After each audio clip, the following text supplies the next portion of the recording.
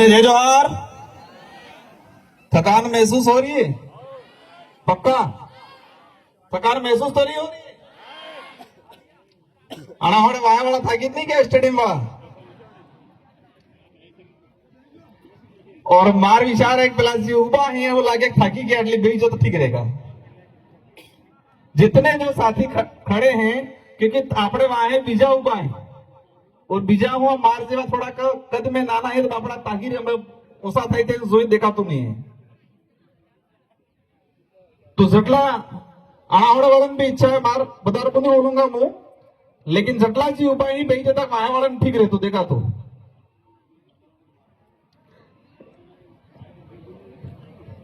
और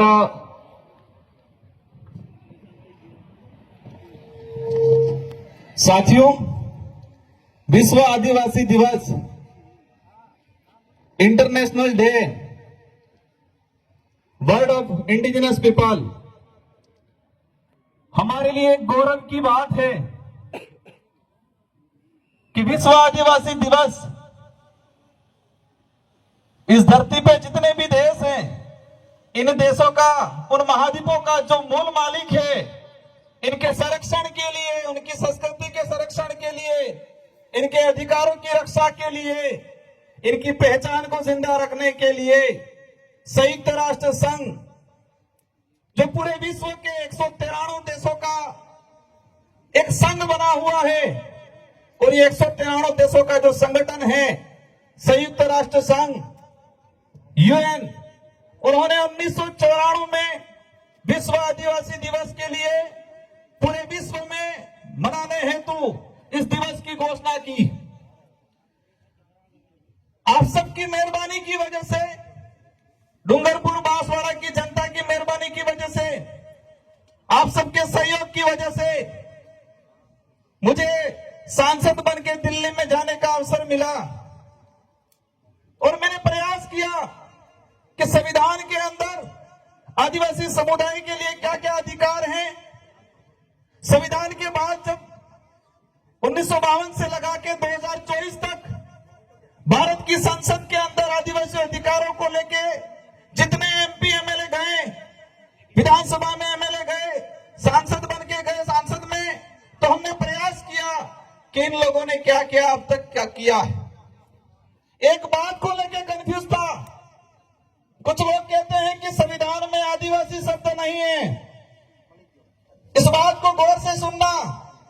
कुछ लोग कहते हैं कि संविधान में आदिवासी शब्द नहीं है, संविधान के अंदर शेड्यूल ट्राइब जनजाति शब्द का संकलन है। तो हमने प्रयास किया कि आदिवासी शब्द कहां से खत्म किया गया तो संविधान की डिबेट पड़ी और संविधान की डिबेट में जयपाल सिंह मुंडा ने जो बात रखी उसको मैं अगली कड़ी में रखूंगा। मैं मेरी बात को शुरू करने से पहले उस किस्से को याद करना चाहूंगा कि संयुक्त राष्ट्र संघ जेनेवा में पहुंचा। पूरे विश्व के 193 देशों के सदस्य सोशल एक्टिविस्ट आए हुए थे। सभी अपने अपने देश की बात कर रहे थे और जो एम्बेसी वाले जो भारत सरकार की तरफ से डेप्यूट होते हैं मेरे सामने एक अधिकारी भारत की तरफ से आया। उन्होंने रखा बात। उन्होंने 1982 से लगा के 2024 तक विश्व स्तर पर आदिवासी समाज की भारत के आदिवासियों की पहचान क्या रखी उसके बारे में बात रखी। साथियों मुझे गर्व हो रहा था कि मैं भारत के 14 से 15 करोड़ आदिवासियों का प्रतिनिधित्व करने यूएन में गया हुआ था और मुझे उस समय तकलीफ हुई कि जो राजनीतिक राष्ट्रीय पार्टियां भारत देश के अंदर 14 से 15 करोड़ आदिवासियों को वोट बैंक मात्र समझ के रखती है। इनकी पार्टियों में आदिवासी विंग बनी हुई है, आदिवासी नाम से उनके संगठन बना दिए हैं और आदिवासी समुदाय को वोट बैंक के रूप में यूज करते हैं। लेकिन यही पार्टियों का प्रतिनिधित्व जब इनकी केंद्र में सरकार होती है और जब भारत की तरफ से वो विश्व पटल पे बात रखते हैं तो वो क्या कहते हैं कि भारत में कोई आदिवासी समुदाय स्पेशल नहीं रहता है। यही राजनीतिक पार्टी वाले केंद्र में सत्ता 1982 से लगा के 2024-25 तक और 2026 2026 तक ये रखते हैं कि भारत में स्पेशल इंडिजिनस पीपल नहीं रहते। तो मुझे उस समय तकलीफ हुई कि ये राजनीतिक पार्टी आदिवासी समाज के नाम से आदिवासी संगठन बना के, उनकी पार्टियों में विंगे बना के, बड़े बड़े कार्यक्रम करके आदिवासी समाज का वोट लेती है, मिसयूज करती है, लेकिन अंतर्राष्ट्रीय स्तर पे आदिवासियों की पहचान को खत्म करने का काम किया गया इन लोगों ने। इस बात को भी हमें गंभीरता समझना है कि आदिवासी शब्द को लेके हमारे समाज के लोगों में हीन भावना डालने का काम किया था इन लोगों ने। आजादी के बाद जब बात आती थी हमारे समाज के आइडेंटिटी को लेके, तो एक भावना डाल ली थी, आदिवासी मतलब कमजोर, पिछड़ा हुआ, अपने आप में हीन भावना प्रकट हुई। और ये हीन भावना जब गांवों से व्यक्ति शहर में गया तो अपने आप को आदिवासी कहने में शर्माता था। इस विचारधारा की बदौलत जो आज से 5 साल 10 साल पहले हमारे इस क्षेत्र का भाई अपने आप को आदिवासी कहने से कतराता था, डरता था, हिचकिचाता था, आज गर्व से कहता है कि मैं आदिवासी हूं। यह उपलब्धि हुई है इस विचारधारा की। कुछ लोग कहते हैं क्या किया, क्या हुआ? जिस समाज के अस्तित्व को खत्म करने का काम किया था, जिस समाज की पहचान को मिटाने का काम किया था, उस समाज को आत्मनिर्भर बनाने का, उस समाज को गर्व से अपने आप को आदिवासी कहने का अधिकार दिलाने का, उनके अंदर हौसला पैदा करने का काम किया इस विचारधारा। जब संयुक्त राष्ट्र के अंदर देखा गया 1982 में, मेरा जन्म तो 1992 का है, मेरे जन्म से 10 साल पहले जब भारत सरकार का प्रतिनिधित्व गया, उन्होंने कहा कि भारत में कोई इंडिजिनस पीपल नहीं रहता है। 1979 के अंदर विश्व पटल पे आईएलओ कन्वेंशन 159 पास हुआ, तो भारत सरकार ने साइन नहीं किए। आईएलओ कन्वेंशन 169 क्या है? पहली बार सुना होगा आपने। इंटरनेशनल लेबर जो ग्रुप बना था, अंतर्राष्ट्रीय श्रम संगठन, इसमें यह प्रावधान था कि विश्व में किसी भी देश पे जो आदिवासी समुदाय पारंपरिक रूप पे जिस जमीन पे रह रहा है, उस जमीन का मालिकाना अधिकार उस आदिवासी परिवार को मिलना चाहिए। यह उस कानून में था। उस कानून में यह प्रावधान था जो आईएलओ कन्वेंशन 169 जो है कि आदिवासी इलाके में आपको खनन करना है, कोई भी देश की सरकारें तो आदिवासी इलाके में अगर खनन करती है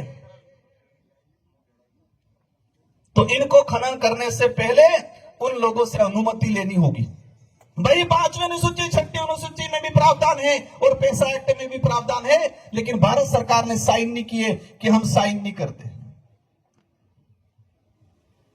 बड़े तकलीफ की बात है कि 1994 में विश्व आदिवासी दिवस घोषित हुआ और हम सबको पता चला आज 5 से 10 साल पहले, और आज कुछ लोग कह रहे हैं कि वो यूएनओ का आदिवासी मामला अलग है और हमारा यहाँ का मामला अलग है। जो लोग कहते हैं कि इंडिजिनस का अर्थ अलग है और आदिवासी का अर्थ अलग है, मैं एक बात बताना चाहूंगा, हमारे देश का नाम क्या है? हमारे देश का क्या नाम है? संवैधानिक कॉन्स्टिट्यूशन में सबसे ज्यादा जो विवरण दिया गया है, उल्लेख किया गया है इंडिया, और उसमें यह बता दिया गया है कि India that is a Bharat, या Bharat that is a India. मतलब भारत है वही इंडिया है, इंडिया है वही भारत है। और एक तीसरा नाम प्रचलन में हो रहा है हमारे देश का, वो क्या नाम है? सभी राजनीतिक पार्टियां बड़े बड़े मंचों से कहती है संविधान के अंदर मुख्य रूप से इंडिया और इंडिया के बाद Bharat, Bharat that is a India या India that is a Bharat का उल्लेख है। और तीसरा हमारे देश का नाम है, हम तो नहीं लेते, बहुत कम लेते, क्योंकि हम संविधान को मानते। बाबा साहब अम्बेडकर, जयपाल सिंह मुंडा ने जो संविधान लिखा है उसकी पालना करते। तीसरा नाम का उल्लेख क्या होता है? हिंदुस्तान। आवाजाही। मतलब हमारे भारत देश के संवैधानिक 2 नाम है, भारत और इंडिया, और तीसरा प्रचलन में जो आ रहा है और ला रहे हैं वो हिंदुस्तान। आदिवासी शब्द के लिए आप कहते हो कि संविधान में उसका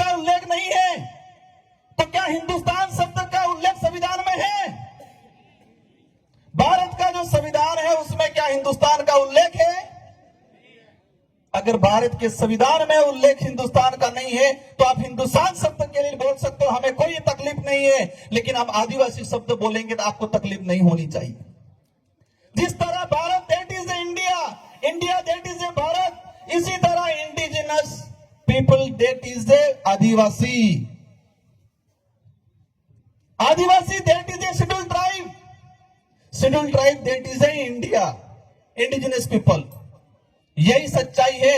और इस आदिवासी शब्द को खत्म करने का काम किया है। वो खत्म करने का काम इसलिए कर रहे हैं कि गर्व से कोई व्यक्ति ये नहीं कहे कि मैं आदू आदना धनी, मूल दूरना धनी, ये नहीं कहे। आज जिस तरह से कुछ लोग लिख रहे हैं, पिछली बार देखा होगा कि राजस्थान के मुख्यमंत्री जी ने आदिवासी दिवस का ट्वीट किया और 20 मिनट बाद जब नागपुर से फोन आया और फोन आने के बाद 20 मिनट बाद राजस्थान के मुख्यमंत्री जी ने वो ट्वीट हटा लिया और यहां आ रहे हैं, कहते हैं आदिवासी भाइयों हम आपका कल्याण करेंगे। आदिवासी इतना अब ना समझ नहीं रहा है, इतना भोला भी नहीं रहा है।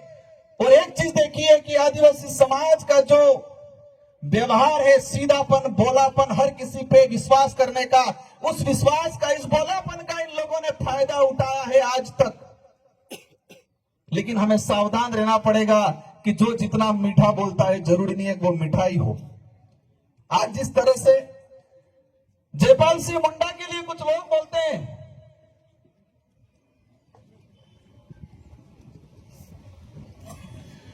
आज जिस तरह से जयपाल सिंह मुंडा, मैं एक बात बताना चाहूंगा, भारत का देश के संविधान निर्माण में बाबा साहब अंबेडकर जो आदिवासी दलित पिछड़ों के अधिकारों के लिए, समानता के लिए, इस देश में स्वतंत्रता के लिए जो प्रावधान किए, और विशेषकर जयपाल सिंह मुंडा जिन्होंने विशेषकर आदिवासी समाज के हक अधिकारों के लिए, उनकी पहचान के लिए संविधान सभा में अगर मजबूत पैरवी नहीं की होती तो जो आदिवासी दलित समुदाय आज अधिकारी बन के, नेता बन के, टाई पहन के, सूट बूट लगा के और टाई बेल्ट पहन के घूम रहा है, अगर वो जयपाल सिंह मुंडा और अंबेडकर साहब नहीं होते तो आज उनके आगे तो हांडी होती और पीछे झाड़ू लगाया हुआ होता। संविधान की सभा में जयपाल सिंह मुंडा आदिवासियों की मजबूत पैरवी करने वाले और बाबा साहब अंबेडकर इस देश के आदिवासी दलितों की मजबूत पैरवी करने वाले नहीं होते तो जो आज आदिवासी समाज का प्रमाण पत्र बना के जो नेता विधानसभा संसद में जा रहा है, जो आदिवासी समाज का प्रमाण पत्र लगा के कर्मचारी अधिकारी बन के ऑफिसों में जा रहा है और सूट बूट टाई लगा रहा है, अगर ये दो व्यक्ति नहीं होते तो शायद हमारे आगे हांडी होती और पीछे झाड़ू होता। क्योंकि आदिवासी दलितों को इस देश में पढ़ने का अधिकार हजारों सालों से नहीं था, इस संविधान ने हमें दिया।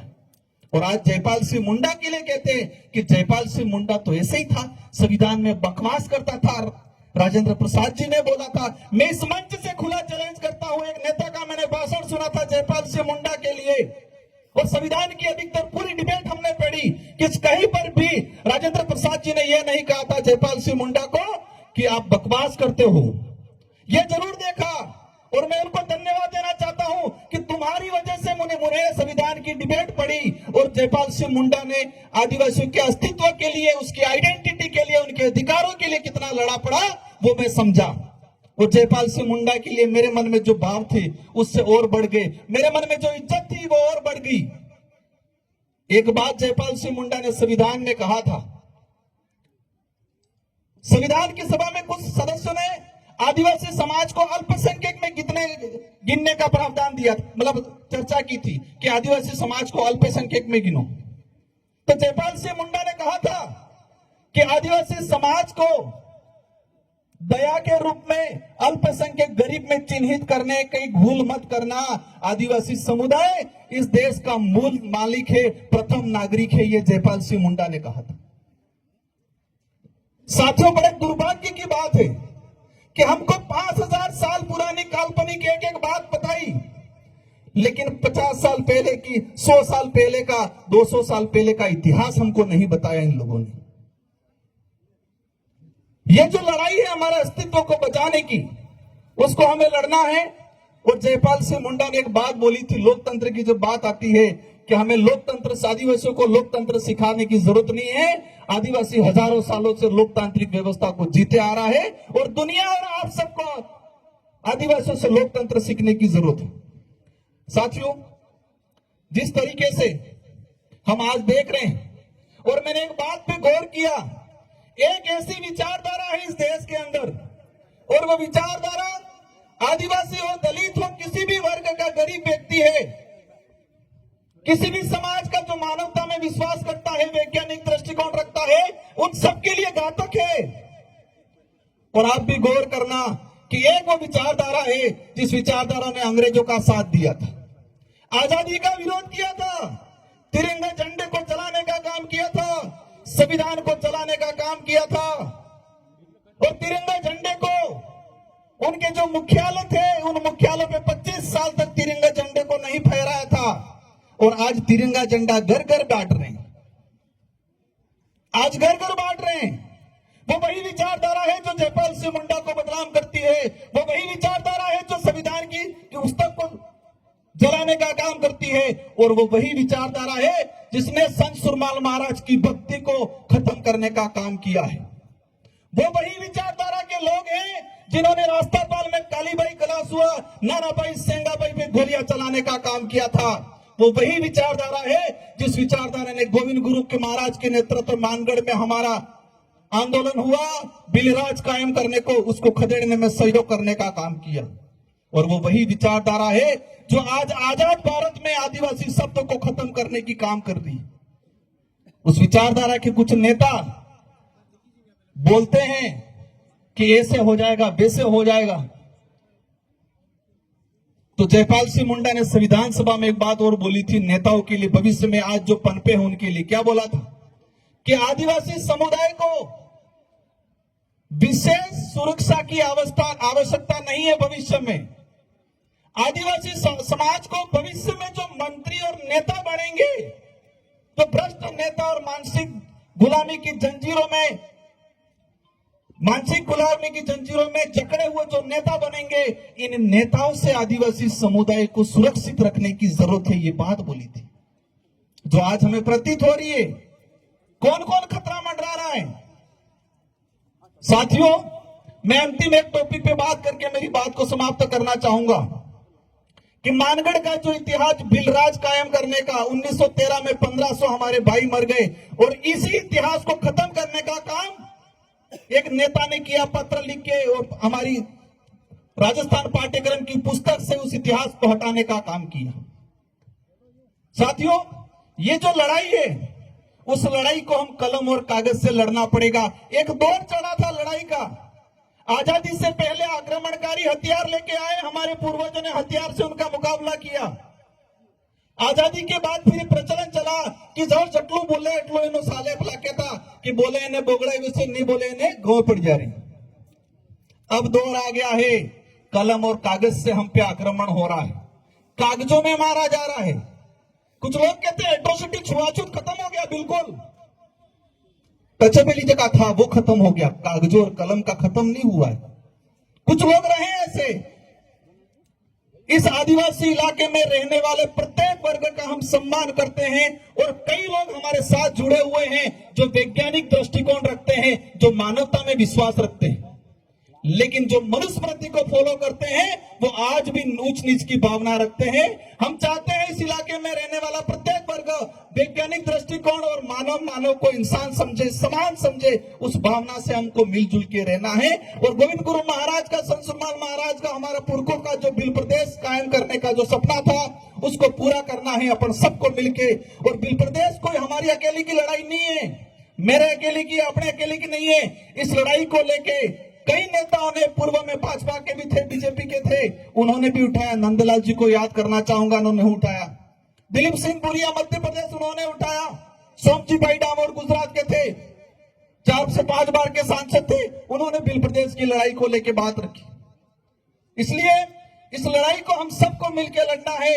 अंतिम कहना चाहूंगा, आपको क्या करना है? हमारे बच्चों को पढ़ाना है, अच्छी शिक्षा देनी है। मैं समझ रहा हूं आज आदिवासी इलाके में स्कूलों के हालात खराब है, भवन नहीं है, टीचर नहीं है। वो तो टीचर पढ़ा रहा था, उन सबको ट्रांसफर करने का काम किया है। हम कोशिश करेंगे, हम जनप्रतिनिधि है, लेकिन फिर भी विपरीत परिस्थिति में आप सबको मिलकर हमारे बच्चों को पढ़ाना है, नशे पत्ते से दूर रखना है। बाकी ये चीजें नहीं करेंगे तो हम गर्त में चले जाएंगे। इन्हीं शब्दों के साथ आप सबको धन्यवाद, आभार।